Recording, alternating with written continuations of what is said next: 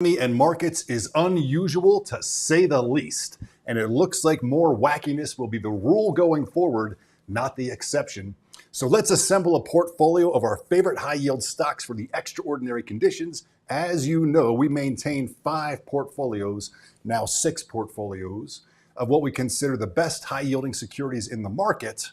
We got debt tycoon, fixed income ETFs and preferreds, energy baron, lusty yields from a sector that is underinvested due to ESG and high rates with higher prices coming. We got the financial magnate. Financials have broadly sold off as rates rose. Many interesting high yielding names in the sector. We have opportunity emperor. So energy, financials, and real estate are the 3 high yielding sectors that seem to have the most opportunities here. Other opportunities go in this bucket, the opportunity emperor. And then we got the real estate landlord. Rarely does real estate throw a sale, not calling a bottom, but many REITs look enticing here. We'll talk about that.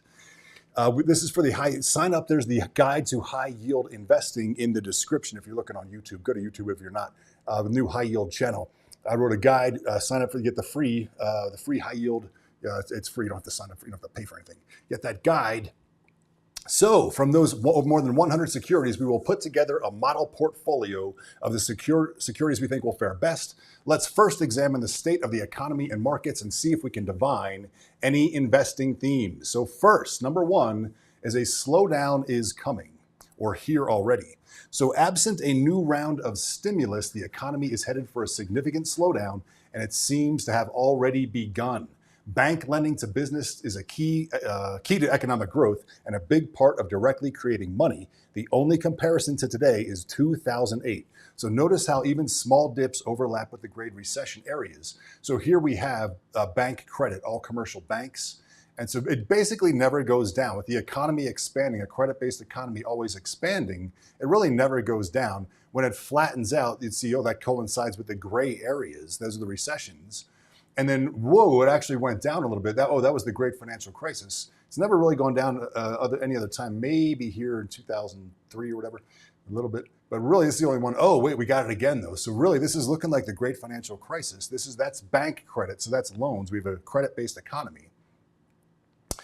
And the economy leads employment. So the economy leads employment. That means first the economy falters, then employment falls. Well, look at this.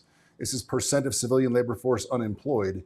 Every single time this goes up, we have the gray. Goes up, gray. Goes up, gray. Goes up. It was still going up here. Goes up. It wasn't done going up. Gray. Goes up, gray. Goes up, gray. Goes up, gray.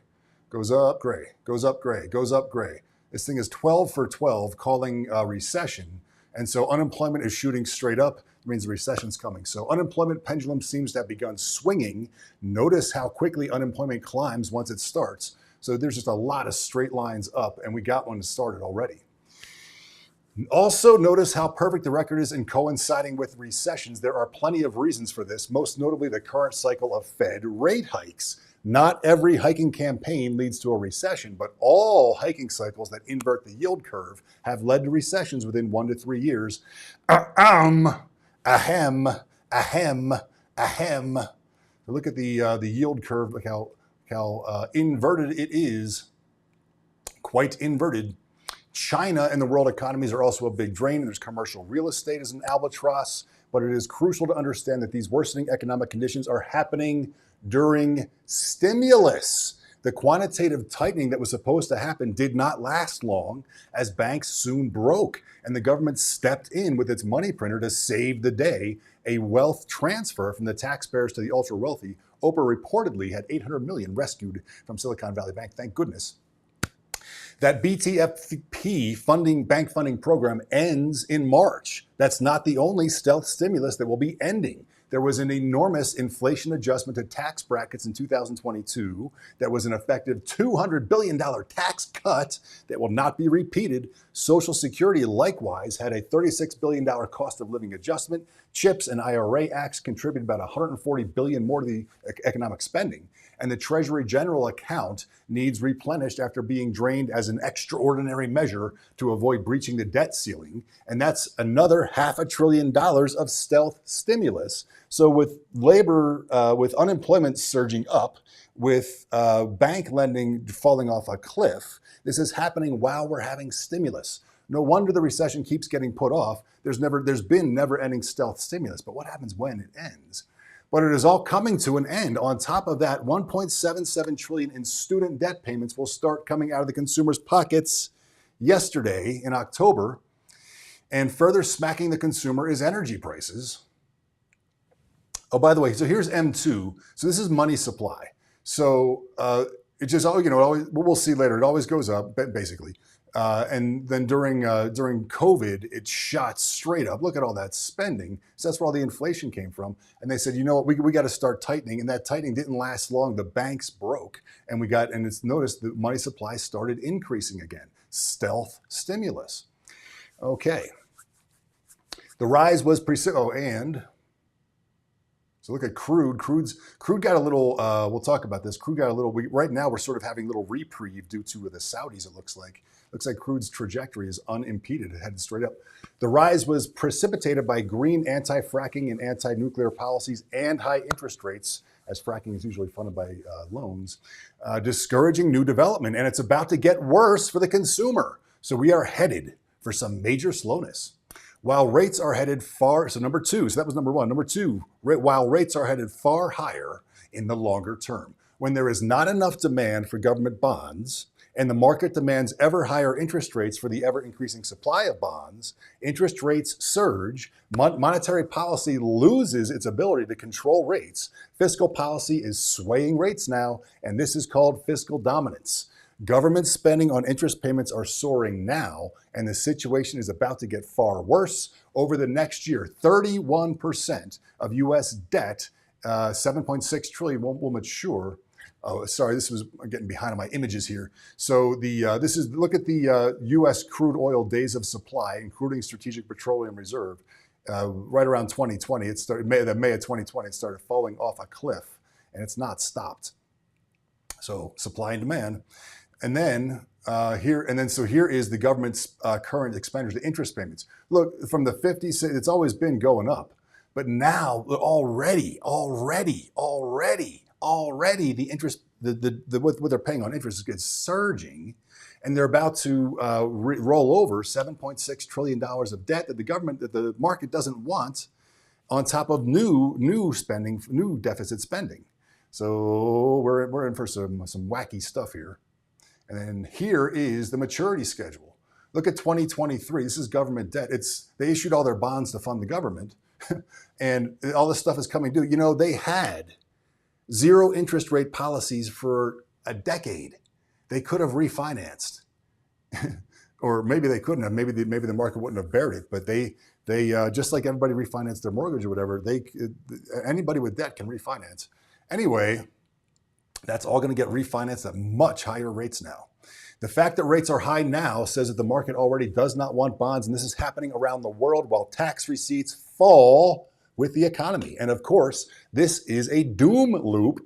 More borrowing now at higher rates means more interest payments. So now we need to issue more bonds, and it just gets worse unless governments cut way back on spending or there's a major productivity boom, both long shots. So whether Jerome Powell lowers the Fed funds rate or not, it soon will not matter much. Rates will soar based on supply and demand and interest payment doom loops. And of course, high interest rates are bad for the economy, further compounding things. What is perhaps most important is the fact that everyone, including the US government, needs to refinance or roll over their debts.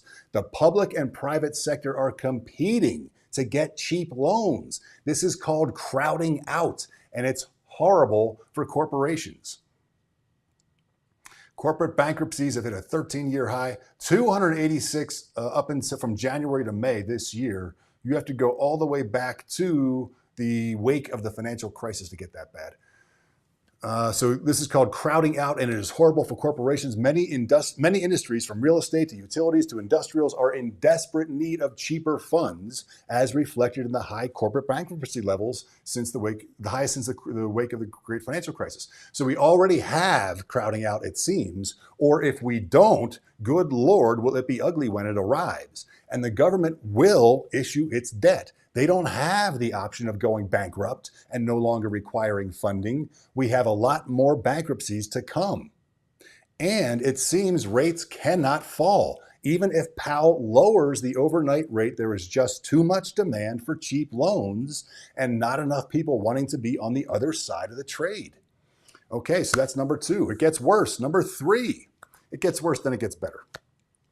Number 3, terrible for all other investments. High interest rates are also bad for risk investments. If you can get a 5% or even a 10% on a return on a treasury from a money printing enterprise, so there's no risk, why risk losing your money in stocks? Thus, there is an important relationship between treasury yields and stock returns. The two markets of stocks and bonds compete for investment dollars, and when one gets attractive and it pulls dollars from the other. So you might, as you might expect, you see high price to earnings ratios at the same time. You see low yields when neither is offering much of return, and low price to earnings multiples when yields are high, with both giving a nice return. So, like so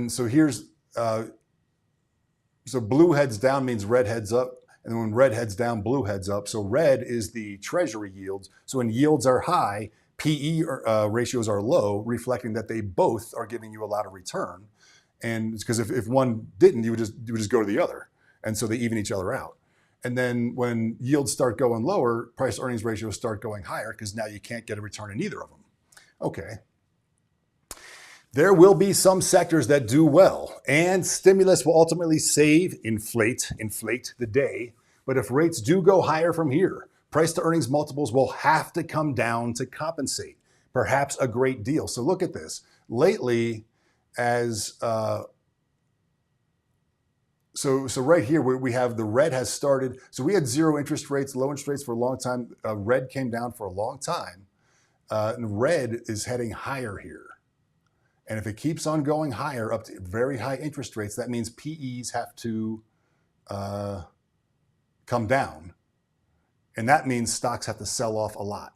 So now add in the fact that the higher interest rates, so if rates double, PEs may get cut in half.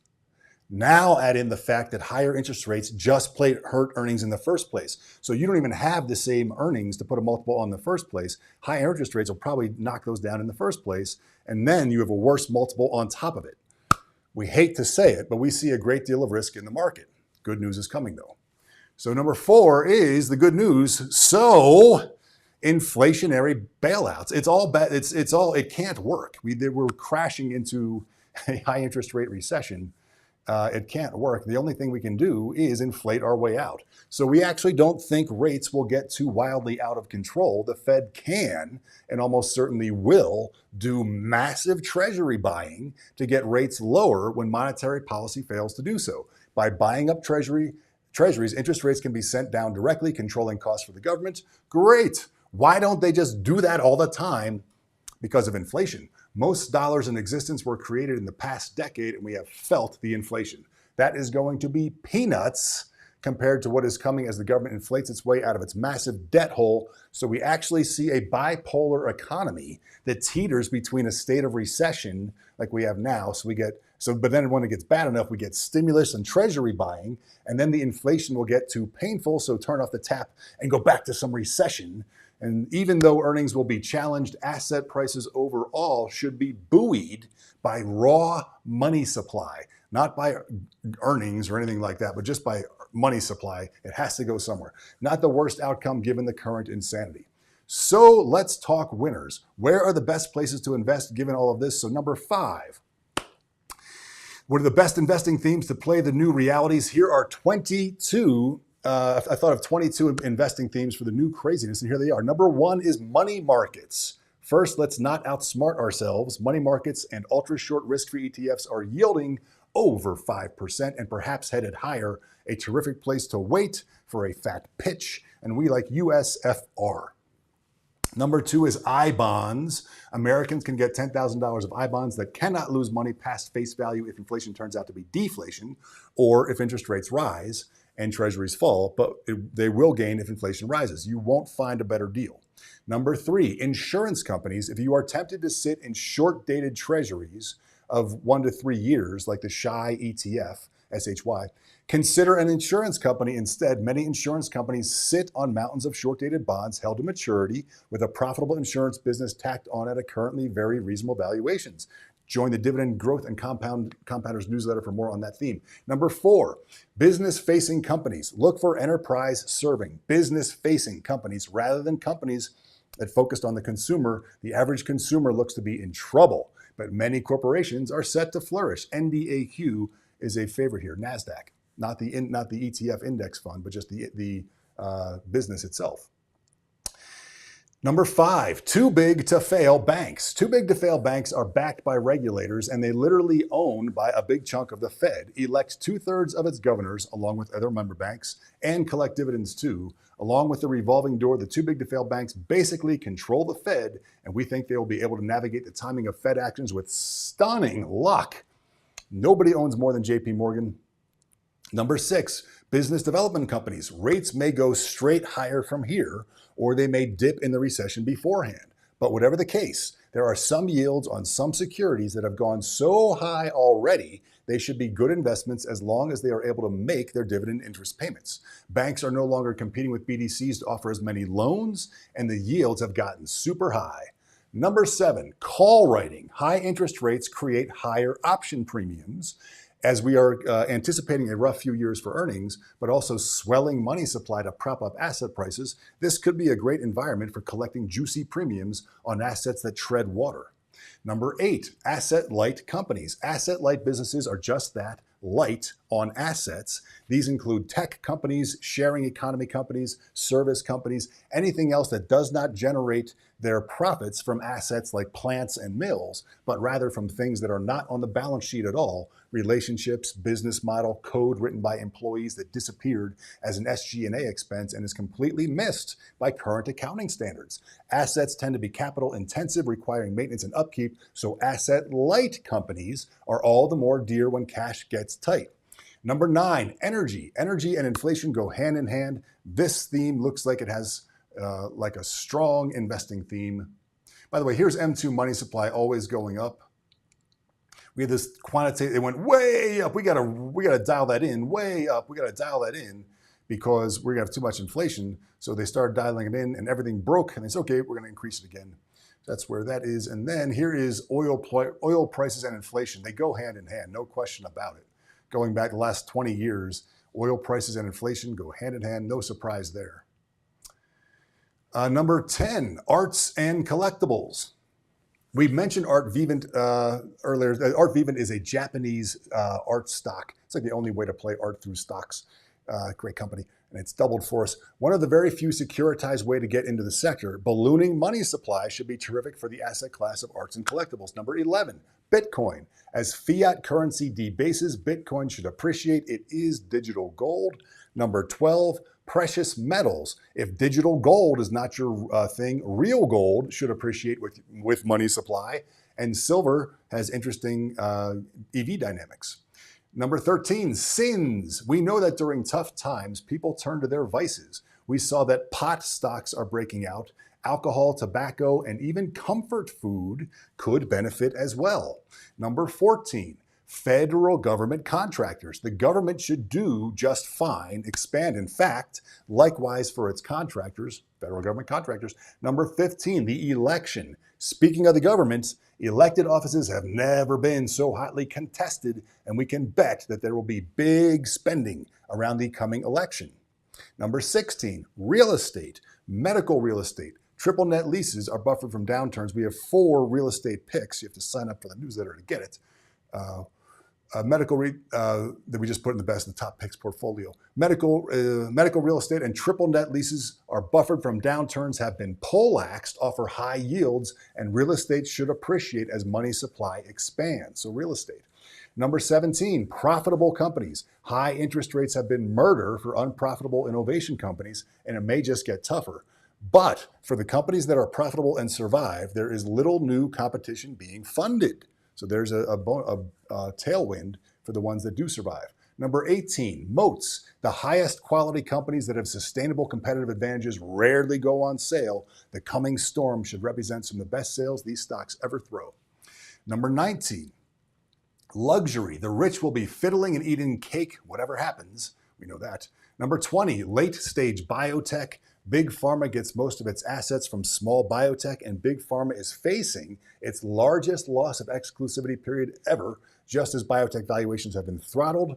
Number 21, healthcare. Healthcare broadly looks cheaply valued and ready to grow with inflation. Defensive sector ready for some upside. And number 22, cosmetic surgery. Well-heeled clients will be unaffected by employment. Just got behind a great cosmetic surgery company. All right, so number 6 then, in our chapters here, the top positions portfolio. So there's 22 ideas. There's everything that's happening in the economy and the markets, and there's 22 ideas of how to play it. So for high yield, here's our top positions portfolio. For a high yield investor, the themes of money markets, I-bonds, insurance companies, business-facing companies, business development companies, call writing, energy, SINs, election, real estate, and profitable companies are all in play and offering sweet yields. But to get the rest, you'll have to sign up for the newsletter, and once a week I'll send you the newsletter, the full report. You get the full report. You also get the 6 high yield portfolios. You also get the high yield Discord where we're chatting every day, and you get the monthly Zoom call as well. And great to see you guys. We'll do it again next Monday. Have a great week. See you in the Discord. Sign up in the description for the free high yield guide to high yield. Sign up in there, and I'll see you in the Discord. Bye-bye.